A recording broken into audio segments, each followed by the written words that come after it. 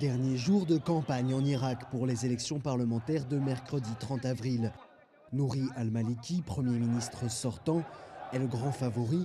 Il est candidat pour un troisième mandat alors que les attentats quotidiens ont placé la situation sécuritaire au cœur des débats. Nous devons lutter ensemble pour expulser les terroristes criminels et ceux derrière eux qui déclarent des règles religieuses contre les infidèles. Presque 3000 personnes ont été tuées dans les violences qui frappent le pays depuis début 2014. Des groupes extrémistes contrôlent toujours certaines villes du pays comme Fallujah.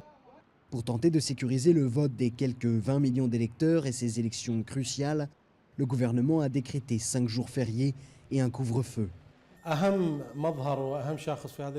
Le plus important dans ces élections, c'est que ce seront les premières élections nationales depuis le départ des forces américaines.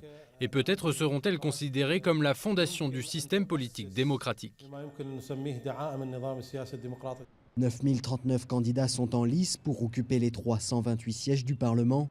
Si Nouri al-Maliki est favori, son gouvernement fait l'objet de nombreuses critiques.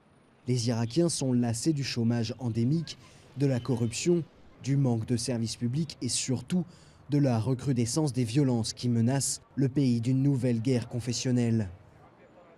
Nous voulons un Premier ministre avec une main de fer. Nous voulons un gouvernement fort, une armée forte. Nous voulons une police forte. Nous ne voulons pas d'un milicien ou d'un hors-la-loi. On veut que tout soit sous le contrôle du Premier ministre. Si on a un nouveau gouvernement, on veut qu'il exauce toutes les demandes des Irakiens, qu'il rende notre vie meilleure. On ne veut pas des mêmes erreurs des 2 dernières élections parlementaires et des 3 dernières élections locales.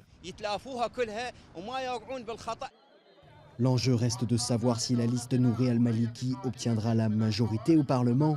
En 2010, lors des dernières élections, il avait fallu plusieurs mois aux partis irakiens pour se mettre d'accord sur le choix du Premier ministre et de son gouvernement.